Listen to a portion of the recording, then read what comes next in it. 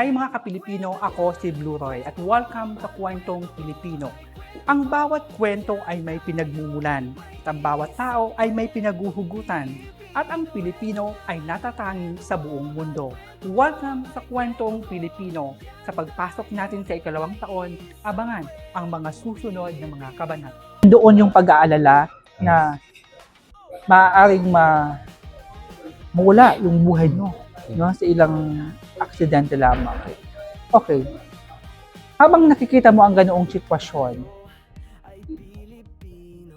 paano binago na ang ganong nakikita mo ang pangarap mo sa buhay? Tingin ko mas na-appreciate ko yung buhay, yung simpleng buhay to the point na masayang naranasan ko siya, pero at the same time parang yun yung ayaw mo nang balikan.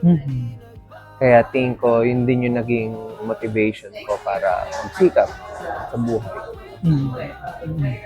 Okay. Ilan kayong magkakapatid na sabay nyong nakakamulatan ang ganoong sitwasyon ng buhay? Actually, 3 kami magkakapatid, tapos panganay ako. And lahat kami naranasan, doon na kami lumaki, kami 3. Anong mga naririnig mo sa mga nakababata mong kapatid na laging kapag ikay nag-iisa, sumasariwa pa rin sa iyong isipan?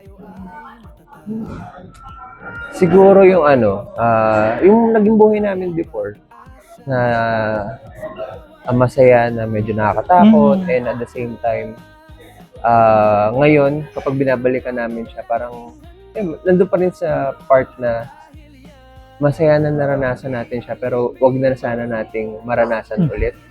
Ganun. Nandun yung namin, nandun yung conversations nila. Baga isang mga past date na nangangarap na darating yung panahon na makakaalis din kayo doon.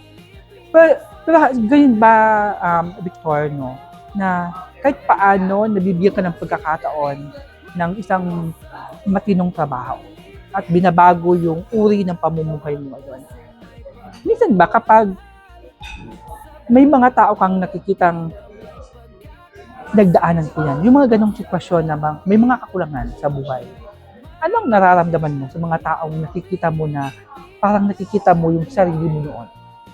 Actually, na ayokong sabihin yung term na awa. Kasi hindi ako naawa sa kanila. Mas more of nagiging excited ako para dun sa magiging motivation nila. Paano nila i-view yung sitwasyon nila ngayon or paano nila gagamitin balang araw. Kumbaga, no, kung iyon na magiging dahilan mo para lumaban ka lalo sa mundo. Yes. Di ba? Okay. Nais kong malaman, sa ganoong sitwasyon ng buhay nyo, paano nag-umpisa yung pagiging prosigido mo na makatapos ng pag-aaral? Siguro lang din, parang yun lang yung alam ko na paraan para makaalis sa gano'ng buhay. Oh, okay. Sino ang mga gumabay sa'yo upang makapagtapos ka ng pag-aaral mo? Ayan. Siguro aside from yung sa mga magulang ko, syempre yung kapitbahay lang din kasi namin yung lolo't lola ko, yung iba kong kamag-anak. Kaya yun, parang naman, kumbaga natutukan din naman kami sa part na yun, lalo na sa pag-aaral. Napakaswerte mo, no? Noong nag-uumpisa kang mangarap, nandoon pa yung mga lolo at lola mo. No? Anong mga alaala mo na kasama mo yung mga lolo at lola mo? Anong mga pangarap nila na hanggang ngayon bit-bit mo? Siguro yung wag mo kakalimutan lumingon kung saan ka nanggaling. Yung pinanggalingan mo. Hanggang ngayon, may mga kaibigan pa rin ako na mga dati naming kapitbahay na kahit na sa ibang lugar na sila nakatira, pero dahil may Facebook, may nakakausap pa rin sila or nakakamusta or nakikita mo kung nasa na sila ngayon. Simpleng kamustahan. Gaano ka ka-close sa mga magulang mo?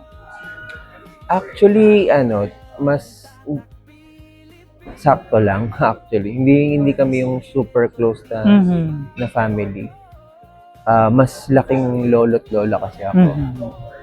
Sa estado ng buhay mo ngayon, kung lalagay mo ng porsyento, gaano